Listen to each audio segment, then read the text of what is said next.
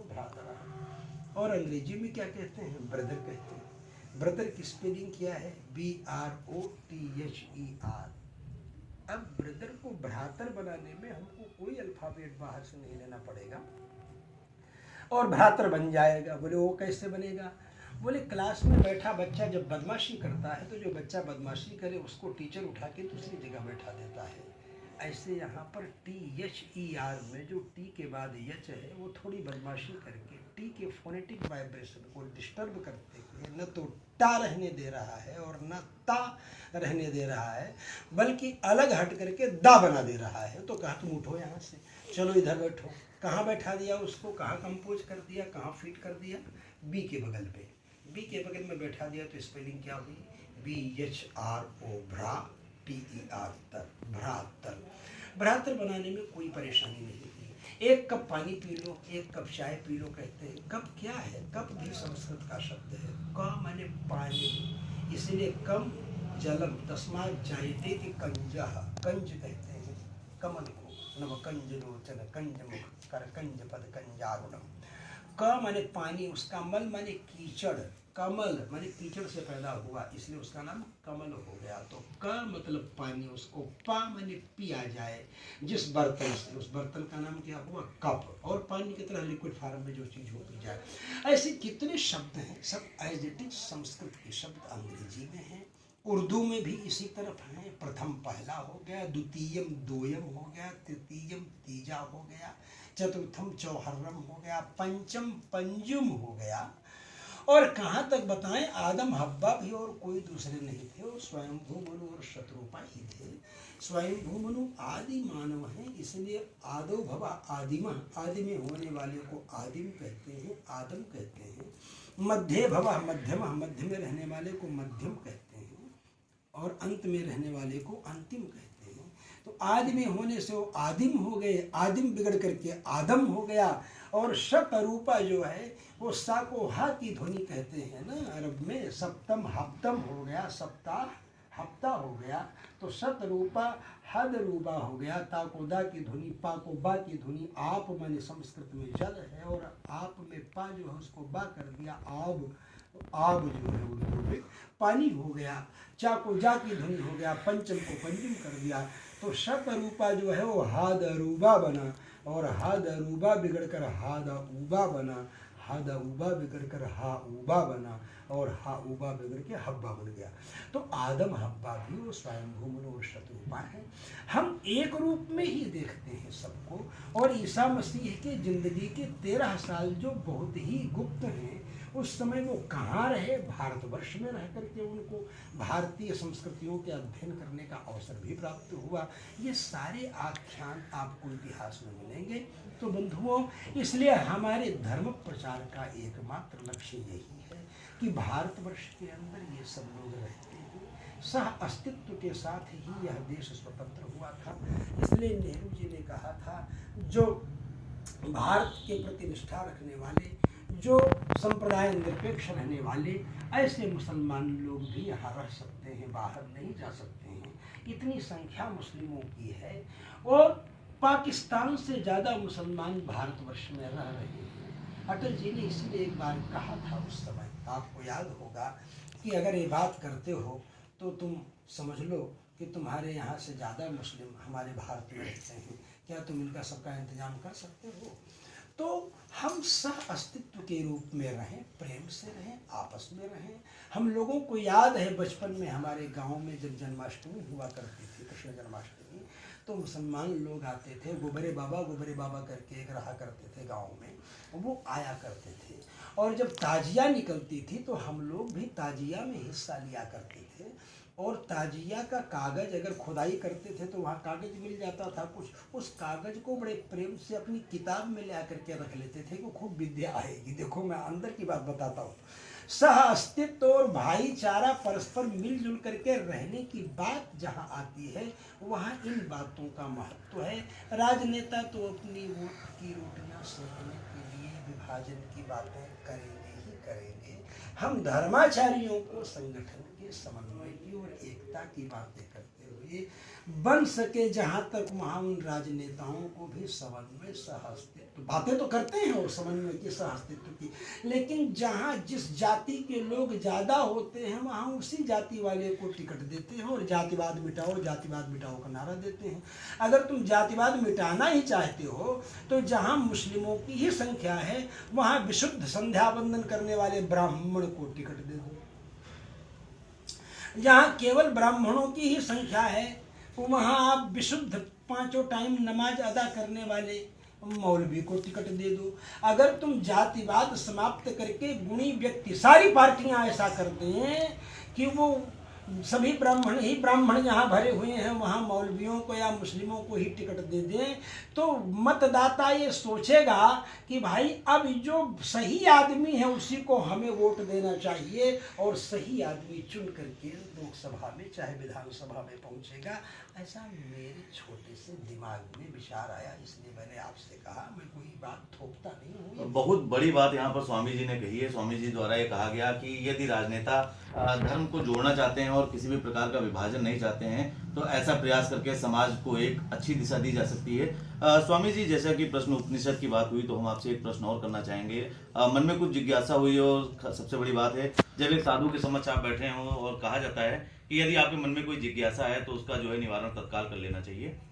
तो वर्तमान समय में केंद्र में भाजपा की सरकार है और अयोध्या में काफी लंबे समय के बाद प्रभु श्री राम का मंदिर बनने जा रहा है और वर्तमान समय में अगर देखा जाए तो पूरे भारत में काफी संख्या में मंदिर हैं। यहाँ तक अयोध्या में भी कई ऐसे मंदिर हैं जो अभी भी स्थिति है, उनकी स्थिति में सुधार होने की क्या उम्मीद है, इसके बारे में कुछ हमें बताएं। यह प्रश्न बहुत ही महत्वपूर्ण प्रश्न है। वैसे आपके जितने प्रश्न हुए हैं मित्र वो बड़े अच्छे हैं और लोक कल्याणकारी प्रश्न हैं, इसके लिए आपको धन्यवाद आपको।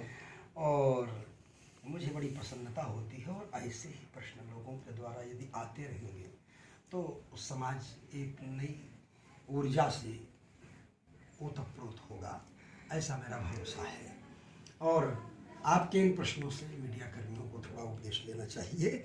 मैं इतना भी निवेदन करूंगा साथ के साथ, बस केवल मैं इतना कहूँगा कि श्री राम मंदिर निर्माण में ही इस समय भाजपा की सारी शक्ति लगी हुई है, क्योंकि उसको ये भी भय है कि मान लीजिए खुदा न खास्ता बाई दबे बाई चांस अगर ये मंदिर नहीं बना और भगवान अभी अपने मूल स्थान में है, तो अगर ये मंदिर नहीं बना और सत्ता तो वारांगने व नृपनीतिरनेक रूपा, वो तो वेश्या की तरह अनेक रूपणी होती है। जिधर सुंदर रूप देखेगी वेश्या उसी तरफ चली जाएगी, या जिधर ही ज़्यादा माल मिलेगा उधर ही चली जाएगी। इसलिए यह भी हो सकता है कि अगर कहीं दूसरी जगह गई और वह कहीं मुस्लिम तुष्टीकरण की पद्धति से आने वाले व्यक्ति के हाथ में गई तो वो तो वहाँ पर राम लला आज हैं ही नहीं और दूसरी जगह हैं काष्ठ के मंदिर में हैं, तो वो तो समस्या खड़ी हो जाएगी। इसलिए सारी ऊर्जा सारी शक्ति भगवान राम के मंदिर का निर्माण कर देने के लिए इस समय लगाने की जरूरत भी है, क्योंकि भगवान राम वहाँ थे, वहाँ मंदिर था, वहाँ खुदाई से भी ये बातें सिद्ध हो गई हैं। रही बात अयोध्या के अन्य मंदिरों की, अयोध्या में तो 13,000 से ज़्यादा मंदिरों का इतिहास है और मठ मंदिरों का वास्तविक इतिहास जब पढ़ा जाए तो ये सब ज्ञात होता है, जिसमें 8,000 मंदिर तो आज के करीब 8-10 साल पहले तक अस्तित्व, 15-20 साल पहले, बचपन में हम लोग जब अध्ययन करते थे 20-25 साल पहले, तो उस समय तक भी थे।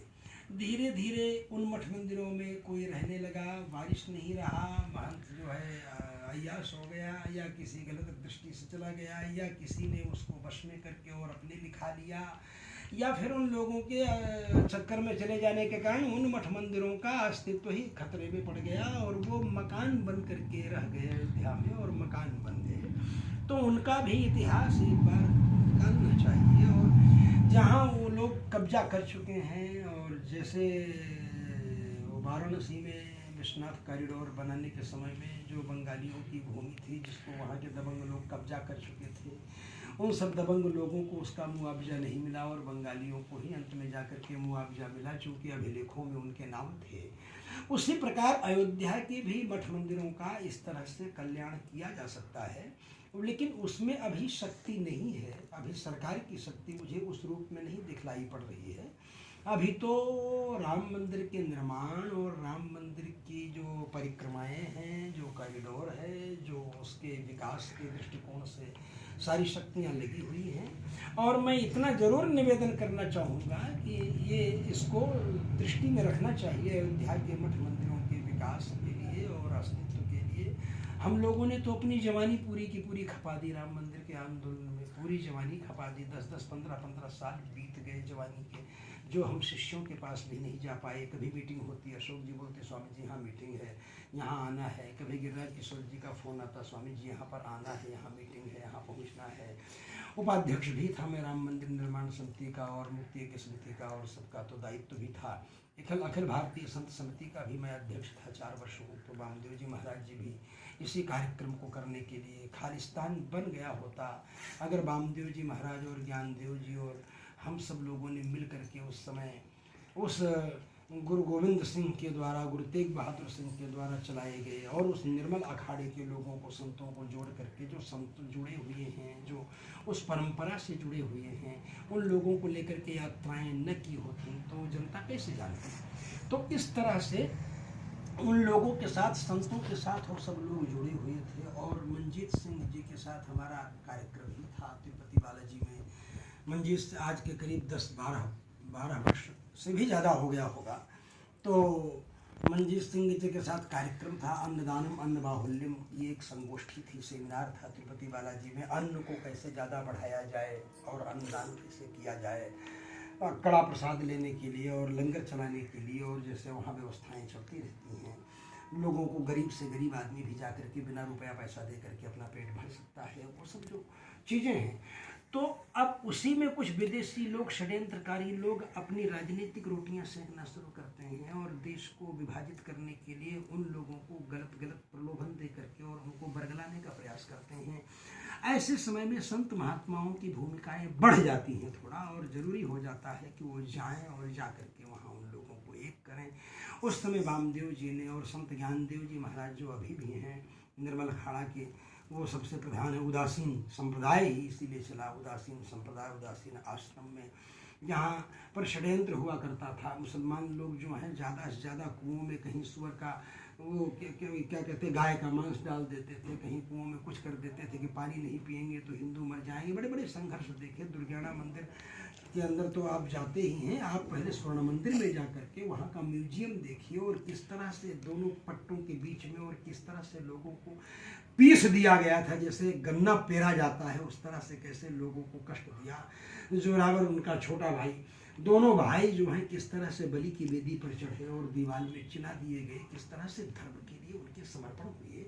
इन सब चीज़ों को देख करके संत लोग सोचते हैं कि जिन्होंने हिंदुत्व की सुरक्षा के लिए इतना बड़ा बलिदान किया, उसी एक संगठन को हिंदुत्व से अलग करके षड्यंत्र पूर्वक लोग अपनी राजनीतिक रोटियां सेक करके मुस्लिमों को भी हीमोग्लोबिन का इंजेक्शन, क्या बोलते हैं, हीमोग्लोबिन नहीं, हार्मोन्स का इंजेक्शन लगा करके ज़्यादा घनी दाढ़ियाँ करके और चटाओं में बहुत चीज़ें आई और आप ही लोगों ने उसे स्पष्ट किया, मीडिया कर्मियों ने उन चीज़ों को, नहीं तो हम लोगों के पास तो ये बात ही नहीं पहुंच पाती ना। तो स्वामी जी, समय अभाव को देखते हुए हम आपसे ये चाहेंगे कि वर्तमान समय के समाज की एक और बड़ी समस्या है, और ज़्यादा समय न लेते हुए मेरा ये अंतिम प्रश्न रहेगा आपसे। समाज का युवा वर्ग जो है, जो कहीं ना कहीं देश की प्रगति में काफ़ी अहम योगदान देता है, और वर्तमान समय का युवा वर्ग बहुत ज़्यादा नशे की ओर अग्रसर होता जा रहा है, और वो लगातार नशे में डूबता जा रहा है, चाहे वो मदिरा का हो या किसी चरस या इस तरह के। अभी बॉलीवुड में भी आपने देखा कि काफ़ी ज़्यादा मात्रा में युवा वर्ग जो होता है, युवा वर्ग के अभिनेता और अभिनेत्री, इनके बीच में मादक पदार्थों का चलन बहुत ज़्यादा प्रचलित हो गया है। हमारे चैनल के माध्यम से आप युवाओं को क्या संदेश देना चाहेंगे? क्या आपकी बातें रहेंगी कि युवा नशे से दूर हों और किस प्रकार का नशा करें? कहते हैं कि भक्ति का नशा सबसे अच्छा होता है और उससे बेहतरीन नशा कोई नहीं होता। तो क्या संदेश देना चाहेंगे आप युवा वर्ग को? हमारे बताएं इसके बारे में। आपने बहुत अच्छी बात कही। वो नशा ऐसा है जो कभी उतरता नहीं है, वो शान दिखाता है दुनिया में। नशा को उल्टा करो तो शान बन जाती है। और भक्ति का नशा कुछ इसी टाइप का होता है। और पीने वाली चीज़ जहाँ तक आपने कही, वो पीने के अर्थ में हमारे यहाँ कहा है कि आजन्म मात्रमपि येन शठेन किंचित चित्तम विधाय सुख शास्त्र कथा न पीता। जिस व्यक्ति ने जिंदगी भर कभी भी सुखदेव के शास्त्र की कथा के रस का पान नहीं किया। पिबत भागवतम रसमालयम, आप लोग सुनते होंगे कि भागवतम रसम, भागवत के रस को आलयम लय पर्यंत पियो। लय पर्यंत मैंने जब तक मर न जाओ, जब तक प्रलय न हो जाए तब तक पीते रहो। ये कहा क्योंकि उसकी खुमारी कभी उतरती नहीं है। वो भक्ति का नशा ऐसा ही होता है। लेकिन जो आजकल युवा वर्ग नशे की तरफ बढ़ रहा है, मादक पदार्थों की तरफ बढ़ रहा है, उन सब चीज़ों का मूल कारण जो है वो विषय वासना है। ये जो मोबाइल हाथ में लेकर के और पोर्न वीडियोग्राफी देखते रहते हैं और पोर्न स्टार लोगों का नाम याद करते रहते हैं और उनका सर्च करते रहते हैं और उसके बाद वो सेक्स के शिकार होने के पात्र बन जाते हैं। और उसके बाद जब उनके अंदर वो क्षमता नहीं रहती है उस तरह की, तो उस क्षमता के लिए वो बैसाखी के तौर पर नशे का प्रयोग करना प्रारंभ करते हैं। जो दवाइयाँ हैं दुनिया भर की, जो है 31 और दुनिया भर की कौन कौन दवाएं अखबारों में छपती रहती हैं स्तंभन आदि के लिए, इन सब के बदले वो नशे की चीज़ों में आते हैं और वो नशे की चीज़ें उसमें भी रहती हैं उन औषधियों में। तो वो केवल अपनी कामुक वासनाओं की पूर्ति के लिए, स्थिरता के लिए नशे का सेवन करते हैं, जो कि कालांतर में उनको नपुंसक बना देती है। आयुर्वेद शास्त्र में ऐसी चीज़ों का सेवन करने वाले आगे चल करके नपुंसक बन जाते हैं। तो मूल चीज़ यह है कि व्यक्ति को, वही जो मैंने बताया, इसका मूल कारण युवकों के भटकने का है कि शिक्षा पद्धति उस तरह से जैसे नहीं है। हमारे यहाँ ब्रह्मचारी को जब यज्ञोपवीत संस्कार होता था तो वो ब्रह्मचारी व्रतबंध कहते थे उसको। व्रतबंध जो है वो व्रत में बंध जाइए। तब व्रत में बच्चा जब छोटा रहता है तो उसको काजल भी लगाते हैं। बच्चे छोटे छोटे रहते हैं, उनको पानी खिला देते हैं, लाल लाल मुंह दिखता है, बड़े अच्छे लगते हैं। तो शिशु तांबूल भक्षण का मुहूर्त भी आता है पंचांगों में। तो लेकिन जब यज्ञोपवीत संस्कार होता है, व्रत बंध हो जाता है, व्रत में वह बंध जाता है, तब वो काजल नहीं लगा सकता है, तब वो अपनी सुंदरता को नहीं बढ़ा सकता है। ब्रह्मचारी मुंडन करके रहेगा वो, जिससे कि उसके बाल सुंदरता को आगे न बढ़ाने पाए। तो इस तरह से स्त्री सुमध्य नवसेत लिखा, उपदेश करते हैं उसको कि स्त्रियों के बीच में अभी तुमको नहीं रहना है, अध्ययन करना है, विद्या अध्ययन करना है। तो ये ज़्यादा हाई फाई होने के साथ, को एजुकेशन के साथ धीरे धीरे लोगों का जो मिलना जुलना हुआ, गेट टुगेदर हुआ, और उसके बाद नियंत्रण उस तरह का रह नहीं पाया। जब ब्रह्मचारी भिक्षा मांगने के लिए जाता था, भवति भिक्षाम देहि कहता था, भिक्षा मांगते समय ब्रह्मचारी जब यज्ञोपवीत के बाद भिक्षा करते थे ना, ब्रह्मचारी भिक्षा मांगने जाते थे, तो उस घर के दरवाजे पर जब जाते थे तो उस घर से कोई लड़की 16 साल की निकलती थी और निकल करके भिक्षा देने के लिए बाहर आती थी। तो वो लड़की सोचती थी मेरा भी भाई गुरुकुल में पढ़ रहा है, मेरा भी भाई इसी तरह कहीं भिक्षा मांगने के लिए गया होगा। इस तरह उसके मन में भाव विकसित होता था और उस ब्रह्मचारी के मन में भी इस तरह का भाव विकसित होता था कि मेरी भी बहन इसी तरह कहीं भिक्षा दे रही होगी। तो इस तरह के पवित्र जब तक संस्कार बच्चों में नहीं होंगे तब तक वो बच्चे भटकेंगे। और उनमें पवित्र संस्कार डालने के लिए गुरुजनों को आवश्यक है कि भले आज की पद्धति में वो पद्धति नहीं चल रही है, घरों के अंदर जो बड़े हैं वे लोग बच्चों में संस्कार डालें। उनकी जिम्मेदारियां ज़्यादा बढ़ती चली जा रही हैं। अपने बच्चे को यदि आप समय नहीं देंगे तो वो बच्चा तो नहीं समझ पाएगा ना। वो तो सोचेगा कि ये तो पापा हैं, मम्मी कहेगी संडे के दिन रहेंगे तो बोलेंगे तो संडे वाले पापा हैं। रोज़ तो सवेरे बच्चा 6 बजे चला जा रहा है, पापा उस समय तक सो ही रहे हैं, तो देख ही नहीं पा रहा है। संडे के दिन ज़्यादा देर तक वो घर में ही रह गया तो संडे के दिन पापा को देख लिया।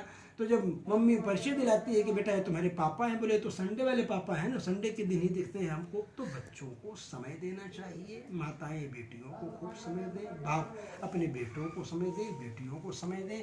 और जब समय नहीं देंगे तो बच्चे भटकेंगे ही भटकेंगे। जब आप समय देंगे बच्चों को तो बच्चों के भटकाव को आप पढ़ लेंगे और उसी समय आप ब्रेक लगाने में सफल होंगे। यही एक माध्यम हो सकता है। मेरी बहुत अच्छी बात कही। आप थे स्वामी रामानुजाचार्य वासुदेवाचार्य जी, और आपने विविध विषयों पर अपनी स्वच्छंद राय रखी, और यहाँ तक उन्होंने ये भी कहा कि जो वर्तमान समय के समाज में विभाजनकारी नीतियां चल रही हैं, ये समाज के लिए हितकारी नहीं है, और समाज में चाहे वो हिंदू हो चाहे मुस्लिम हो, वो सभी एक ही हैं, वो कहीं बटे हुए नहीं हैं, उनमें किसी भी प्रकार का विघटन नहीं है। ये सिर्फ राजनीतिक रोटियां सेकने वाले लोग समाज के चार टुकड़े करके अपनी राजनीतिक रोटियां सेक रहे हैं, हमें इनसे बचना चाहिए। और कहीं ना कहीं स्वामी जी के द्वारा एक संदेश उन युवाओं को भी दिया गया, उन परिवार के लोगों को भी दिया गया कि अपने बच्चों का आप साथ दें, उन पर विशेष ध्यान रखें, ताकि आजकल के युवा नशे एवं मादक पदार्थों एवं किसी भी गलत संगति में न पड़ें।